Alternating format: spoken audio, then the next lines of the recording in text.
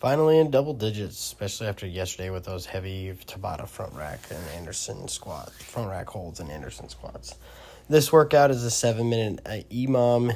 This is inspired by Ryan Trahan, a workout that he posted on YouTube about 5 years ago. If you want to go watch him do the original one of this. And this is something that I did personally, routinely while the world was kind of shut down with the pandemic during COVID and things like that. It's something I could easily do at my garage gym that didn't involve a lot and didn't involve a lot of time either, because I was actually pretty busy with a lot of clients at that time. But either way, EMOM. Yeah, 1 minute of just leg raises here. Trying to keep the legs straight, feet tight together. Not only just don't want the feet to just be touching, you want to try and actually squeeze the feet together, okay?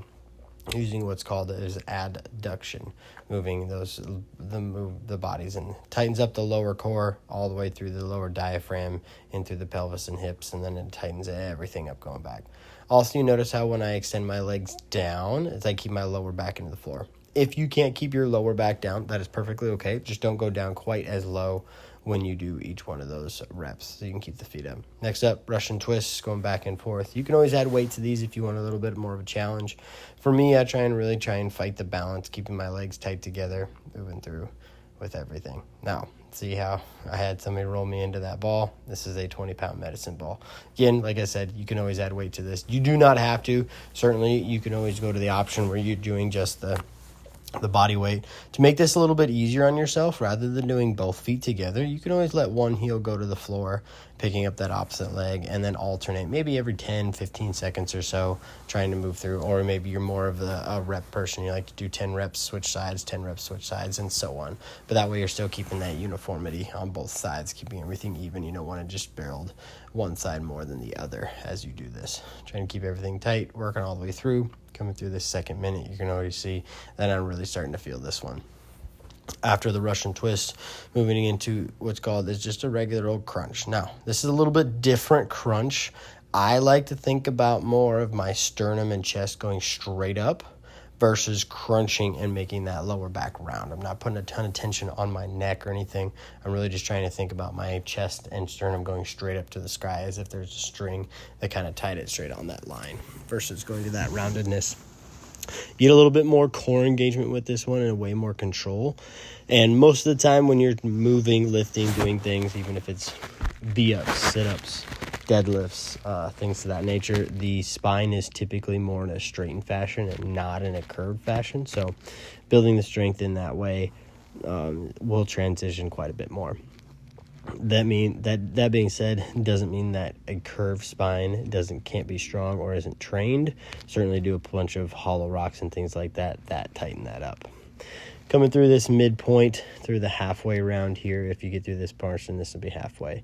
Seated knee tucks, trying to keep the legs extended, pulling the heels towards the butt, reaching the hands straight up towards those feet and ankles, getting that full crunch. Now, this is not a laying down knee tuck where you keep the lower back on the floor and pull them in tight. This one, you notice how I get my shoulders, lower back, and everything off the ground. The only thing that you're balancing on would be your butt. Moving through this one, trying to get as many reps as you can. As you do go through these EMOMs, rather than just doing maybe one rep at a time, now I know there might be a point where your body just starts to break down, but try and hit sets. Maybe you can hit 3, 4, 5, 10, whatever it might be for you, unbroken, and then keep your rest as short as you can in between sets. That way, instead of doing singles and letting the feet drop, you're keeping tension on the core the entire time. And time under tension is what we want. Now, coming into the second half here. Scissor kicks. These are much longer. These are not flutter kicks, still trying to keep the legs straight. Notice how the low back stays against the ground. I like to kind of pick my head up a little bit more. It offers a little bit more core engagement. Feel free to put your head back on the ground. Now, I do see a bunch of people cheating on this one. If your lower back comes off the floor, feel free to put your hands underneath your low back, but that doesn't mean that you're putting your hands underneath your butt and your glutes, helping your body pick up your legs. If you need to, bend your knees more, make it a little bit less range of motion. Maybe you move a little bit quicker. versus putting those hands underneath those legs. When you start putting those hands underneath your butt, the angle of your hands pushing against your butt makes it easier. That's why everybody likes to cheat that way. It's not something you're putting against your lower back. They end up putting it underneath their butt to make it easier on themselves. After this one, minute number 6, coming into that next EMOM. Oh, one of my personal favorite and one of these tough ones. It's called a star crunch or a star sit-up. Legs go out wide, and then you come up and crunch and grab your legs and tuck tightly into a ball. If you can do this without grabbing your legs and your knees, great, awesome for you for being able to do that 5 minutes in.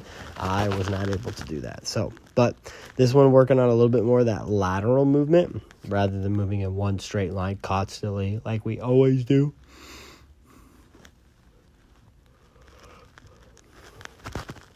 Always want to keep the body guessing as you move through any movement here, especially when you talk about your core. A lot of people tend to do one movement for 1,000 reps, I do 500 sit-ups or 200 sit-ups or whatever, 200 crunches. But you want to try and keep your body guessing so you have that cross training. And there's so much muscle in your core and so many different ways to contract, obliques, lower abs, upper abs. You have so much that are involved, serratus anterior, lower, those hip flexors, and everything that attaches, transverse abdominis, rotation, low back, all of it, right?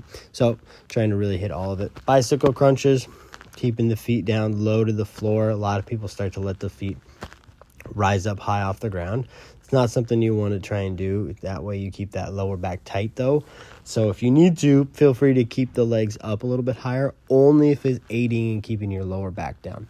If you can't keep the tension in your lower back, then yes, let the feet rise up. If you can, stay tight, especially when you're starting to round a little bit more and drive that belly button into your spine and your spine into the floor. That will tighten up the lower core and get more engagement. Then yes, try and keep your feet as low as possible if you can. And big thing on this one is that rotation. I like to keep my elbows flared a little bit, best I can, rather than just tucking them straight in. If I wanted to just bring my elbow to my knee, I would. Okay, so trying to get that full rotation. There you go, 7-minute EMOM. Welcome to the Double Digit Club, everybody.